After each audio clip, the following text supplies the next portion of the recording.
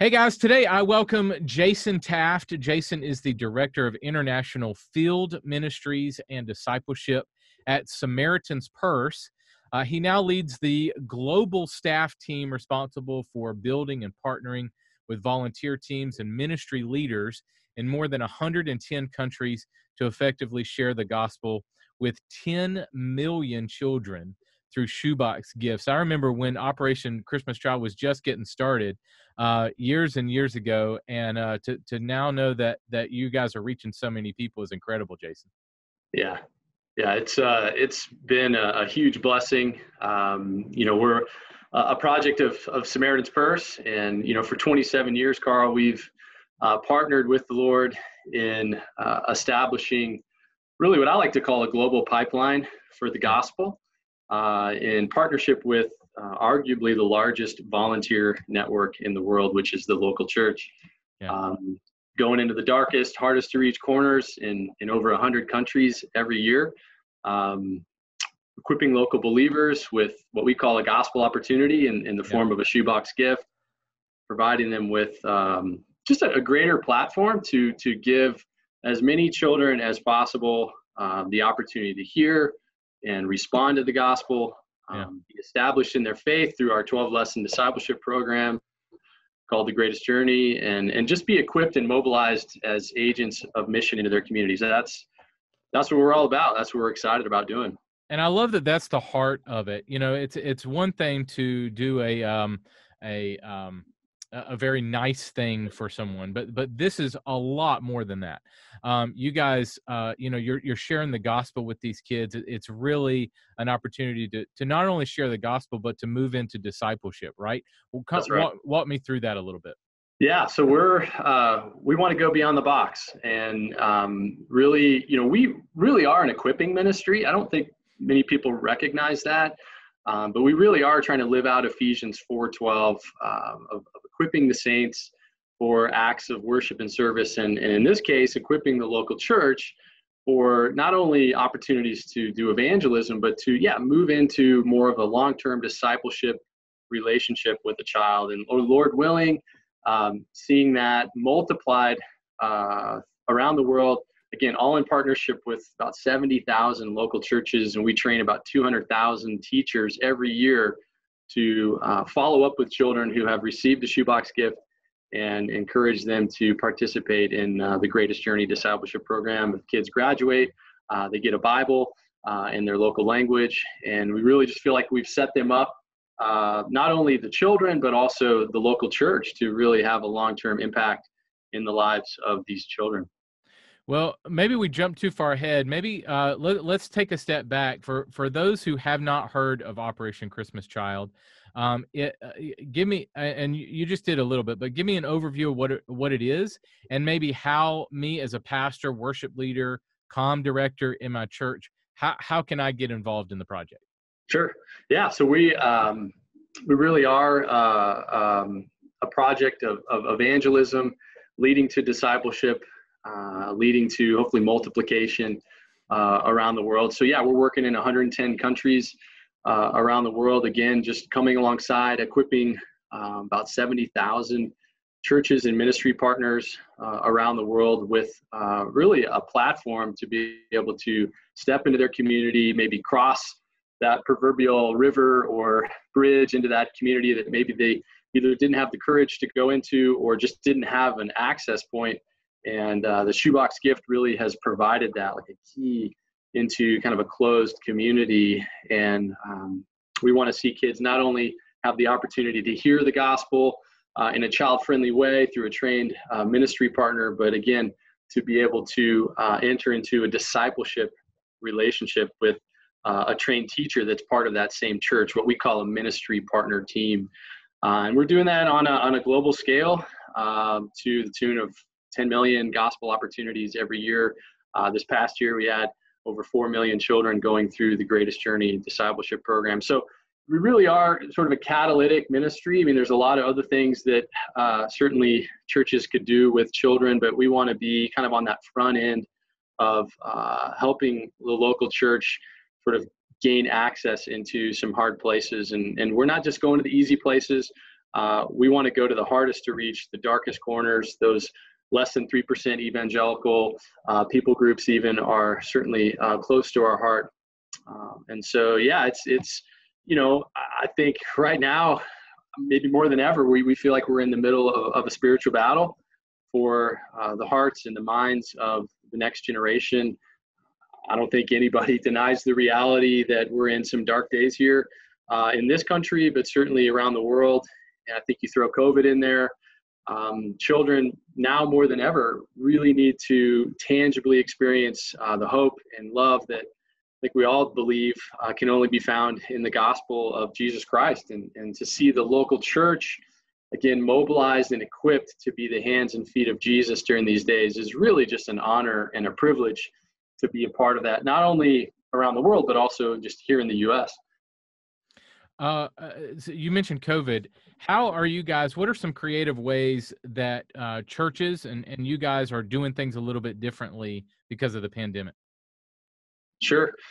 I think on the international side, it really depends on the country.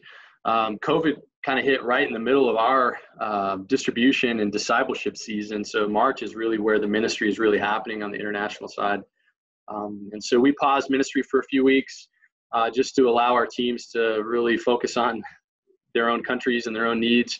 But we started to see countries start to open up and ministries start to happen. And we've seen about 85 countries restart ministry, and nearly 40 countries have completed the entire OCC program. So it's truly incredible. It says a lot about the caliber of the local leaders that we have in the countries that we're working in.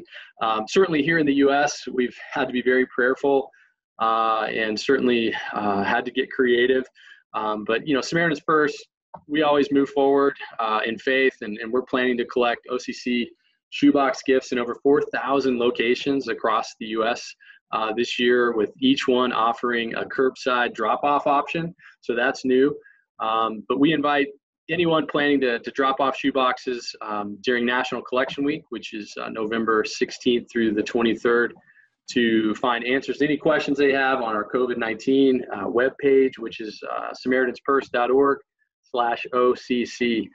So yeah, we're having to be prayerful and get creative, as you said, but the Lord is providing opportunities, and it really is awesome to see even churches starting to mobilize and get excited about the project. So we're in the week of October 12th is when this podcast, when this interview will air. Do people have time to still get involved? And tell me about your collection week again. How do I participate right now? Sure. Yeah, Carl, definitely. Anyone can pack a shoebox. There's definitely still time. You can pack a shoebox with your family. You can build a shoebox online. You can do both. That's what we do. But you can drop off your shoebox gift during National Collection Week, again, November 16th through 23rd at one of more than 4,000 locations nationwide. We have a drop-off locator that'll be online or in early November that you can check and see where the local, maybe the nearest drop-off location would be to your location. And again, you can find any resources you need and information at that website, samaritanspurse.org/OCC. Well, man, let's talk about how this project relates to the local church. So if I'm a pastor, and you've been working over a decade on this project, and I'm sure you have stories and of how it relates to the local church and some just great stories of the gospel going out. Can you share a little bit of that? Yeah, Carl, I mean, in my 13 years on staff here with Samaritan's Purse and Operation Christmas Child, I've had the opportunity to see God do some really amazing things through this project, and He's enabled us to work and partner in some seemingly impossible places. But, I think what's amazed me maybe more than anything is the way that this project has created unity among churches and denominations in countries where we're working in. I mean, I've sat around tables with teams of church leaders and denominational leaders that we are partnering with in places like the Middle East, in the former Soviet Union, places where historically some denominations and churches won't even talk to each other. They won't even acknowledge each other. And to hear these leaders share that it's the OCC project that has pulled these churches and these leaders together, some of them have said for the first time in the history of the church in their nation.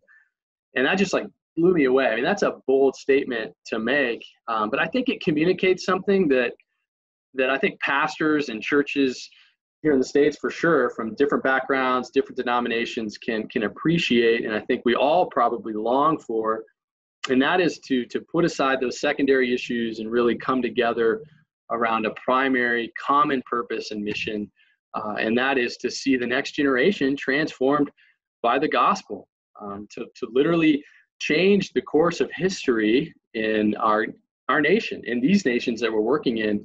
And we're seeing that happen through this project. And I hear about this every single time I'm in the field. And so I think if I'm a pastor, I want to get behind something that's empowering local believers, that's going to the hard places, and it's bringing evangelism. It's bringing leaders together around a mission, again, focused on evangelism and discipleship of the next generation, again, in places where otherwise they may never hear the name of Jesus.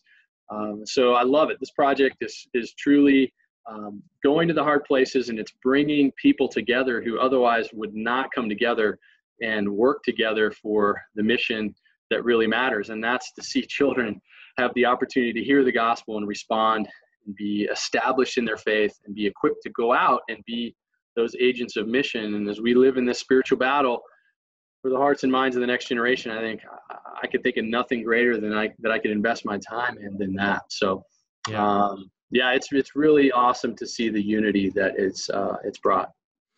Yes, and I love, and this is one reason why we connected, is we see a lot of different churches around the United States and around the world, but the United States especially too.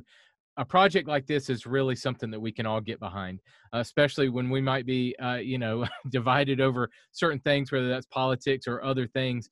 This is a project that we can all be unified on, and I love it, man. You guys are doing great work.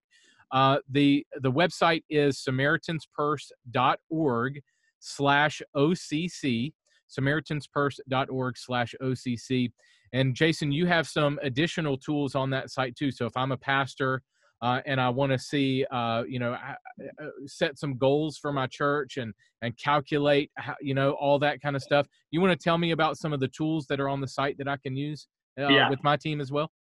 Absolutely. Yeah, you said it. We have those kinds of goal specific tools and resources and dashboards that you can look at and set, which are really exciting, and people definitely want to reach those and exceed those. And we've seen the Lord go exceedingly and abundantly above anything we can ask or imagine when we've set those, which is really cool. But certainly you can go to that website. Again, you can build a shoebox online. You can look for any one of those 4,000 drop-off locations that'll be posted on there in early November, so you'll know where the local drop-off location is nearest you. But again, we've tried to just make that spot, SamaritansPurse.org/OCC, really be the one-stop shop of where you can get involved and find resources to really help your church get involved. Yeah, awesome. Well, Jason, thanks so much for your time, man. Really appreciate it. Yeah, Carl, appreciate you. And thanks for the opportunity.